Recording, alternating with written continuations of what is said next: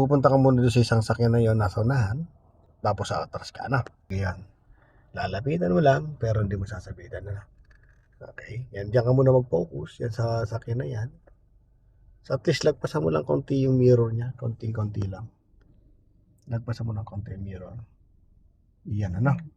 Then, lagay mo sa reverse. Todo manibela pupunta dyan. Sa kaliwa. No, kasi papuntahin natin yung puta sa kaliwa. Nakita mo yung ilaw doon sa dulo. Lagpasan mo po yun, ha. Lagpasan mo. Kailangan di makita yung ilaw na yun sa dulo na yan. Ano po? Atas po tayo. Yan. Yan, di ba? Yung isang ilaw wala na. Yung isang ilaw tanggalin mo, kailangan malagpasan mo. Kunti pa. Yan, kunti pa. Yan, stop. Ano? Gitna mo manibela mo. 1 and 2. Saka, ayan, gitna. Ano? Saka dito, tinan mo siya. Yung side na sakyan mo, naka-point doon sa pinaka mukha nung kotse. Ano, sa gitna. Ano?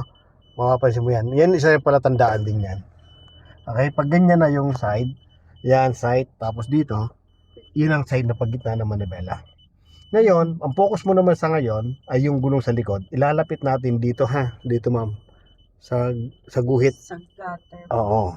Okay, lapit po. Ayan na. Todo manibela mo dito. Sa kanan. Okay, then atras tayo dahan-dahan, ano? So, lalapitan lang natin to. Ayan. Tapos dyan, tingga rin dyan. Tapos dito sa camera. So, malayo naman yung sa ano. So, hintayin mo lang na pumantay ka to kung sakyan mo dyan.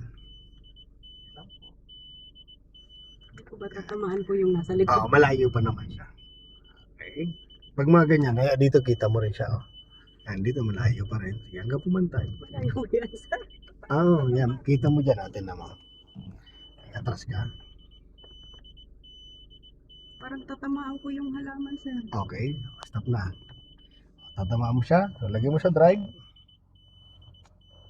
O, gagawin mo, kabig ka pupunta naman dyan. Huwag mong patatakbo yung sakyan mo, ha. Kabigyan mo na dyan. Pupunta dyan. Yan. Then, i-drive mo ng konti hanggang pumantay ka sa sakyan mo. Yan, pantay na. Sa guhit.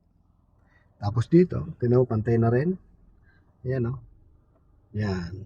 Gitna mo naman, alam na. O, yan. Nasa gitna ka na ng dalawang sakyan. Sa likuran, tapos ito. Okay, paglabas naman dito, may mga palatandaan dyan. Una, kung nakikita mo pa yung plate number, kung kotse yan, ha. Kotse, ang sakyan mo kasi yung Daytoxan, ano. So, nakikita ang plate number niya. So, ibig sabihin, may space pa yan. Pwede pa yan itodo. Pero pag hindi mo nakikita ang plate number niyan, ibig sabihin napakalapit.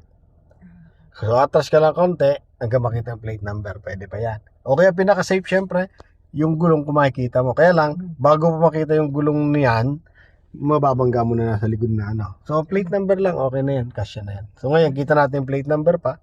Itodo manibela mo sa kaliwa, ay sa kanan. Yan. So, tingin ka muna dito. Wala, diretso ka.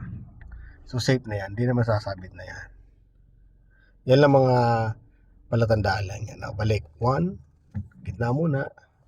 Then, balik muna dyan sa pag-alam mo na sa akin mo. Dito, liliwi tayo ng kanan.